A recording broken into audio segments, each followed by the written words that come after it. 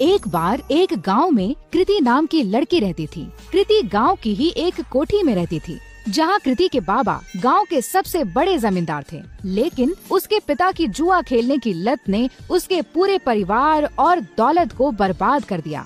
कृति के परिवार में कोई नहीं था। असल में कृति के पापा ने एक बार जुआ खेलते समय अपना सब कुछ दांव पर लगा दिया और वो हार गए। जुए में हारने पर दौलत तो गई ही गई, साथ ही साथ कृति की माँ ने भी तंग आकर जहर खा लिया। कृति की माँ के बाद उसके पिता भी ज्यादा दिन नहीं जिए और ज्यादा शराब पीने से उनका लिवर फेल हो गया और उनकी मौत हो गई। अपने पिता की इस जुए की आदत का सबसे बड़ा शिकार बनी अनाथ कृति। उस बेचारी का क्या दोष था? अब ना ही उसका कोई ख्याल रखने वाला था और ना कोई रोटी देने वाला। पेट पालने के लिए मजबूरन कृति गाँव के घरों में झाड़ू पोछा करती। कृति का ये सब करने का बिल्कुल भी मन नहीं करता, क्योंकि जिस घर में वो काम करती थी उसका मालिक उसे बुरी नजरों से देखता था। लेकिन 2 वक्त की रोटी के लिए कृति ये सब भी झेल लेती थी। कृति रोज सुबह सुबह गांव के मंदिर में जाती और अपनी दर्द भरी कहानी भगवान को सुनाती। हे ईश्वर, किस जन्म का तू मुझसे बदला ले रहा है? क्योंकि इस जन्म में तो मैंने किसी का भी बुरा नहीं किया।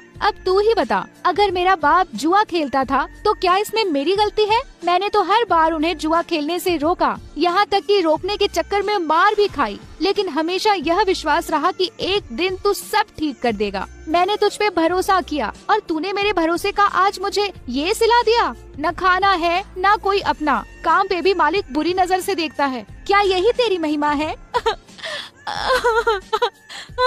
कृति की आंखों में आंसू भर आए और वो वहीं बैठकर फूट फूट कर रोने लगी। लेकिन कृति ने आंसू पोंछे और वहाँ से उठकर जाने लगी कि तभी उस मंदिर के बाहर एक बूढ़ा आदमी दिखा जो उसे घूर रहा था। कृति को लगा कि ऐसे ही कोई भिखारी होगा जो उसे रोता हुआ देखकर घूर रहा हो। कृति उस पर बिना ध्यान दिए वहाँ से तुरंत अपने घर चलती बनी। लेकिन अब तो उस बूढ़े आदमी की कृति को देखने की आदत पड़ गई थी। जब भी कृति मंदिर जाती और भगवान को अपनी आप बीती बताती, वो बूढ़ा वहीं खड़ा उसकी बातें सुनता और उसे घूरा करता, लेकिन कभी मंदिर के बाहर कृति का पीछा नहीं करता। कृति को लगा कि वो बेचारा भीख की आस में उसे देखा करता है। कृति के पास कोई बहुत ज्यादा पैसे नहीं थे, फिर भी वो दान पुण्य करने में बिल्कुल भी हिचकिचाती नहीं थी। एक दिन मंदिर के बाहर खड़ा वो बूढ़ा आदमी जब कृति को घूर रहा था तो कृति भगवान के पास जाने की बजाय उस बूढ़े के पास गई। बाबा जी, अगर पैसे चाहिए तो बेहिचक मांग लिया करो, ऐसे किसी और को घूरोगे तो वो गलत मतलब निकालेगा।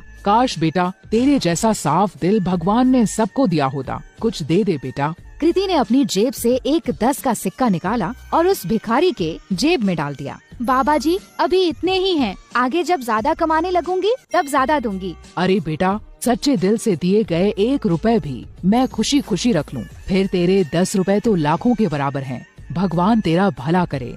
ये कहकर वो भिखारी चला गया। किसी गरीब की मदद करके कृति को बहुत खुशी हो रही थी। कृति मंदिर में दर्शन करके फिर से अपने घर चली गई। उस दिन जब कृति अपने मालिक के घर काम करने गई तो वहाँ पर उस दिन उसके मालिक के अलावा कोई नहीं था। क्या हुआ मालिक, आज घर पर मेम साहब नहीं है क्या? मेम साहब, वो तो आज अपने मायके गई हुई हैं। वैसे उनके बारे में क्या पूछ रही हो? भला तुम्हारे और मेरे बीच में उनकी क्या जरूरत? अपने मालिक से ये सुनकर कृति कुछ सहम सी गई।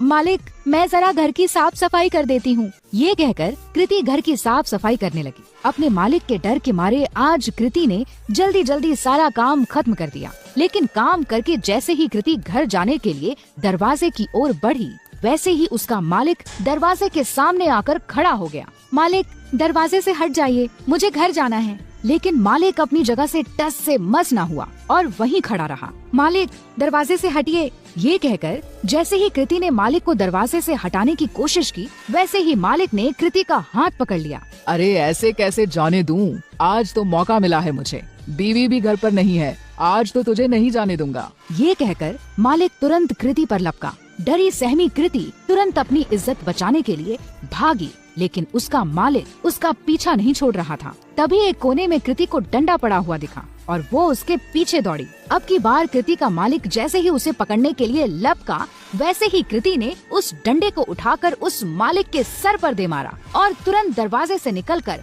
वहाँ से भाग गई। फूट फूट कर रोती कृति बिना रुके भागती जा रही थी। भागते भागते रात में कृति उस मंदिर पहुंची जहां वह रोज सुबह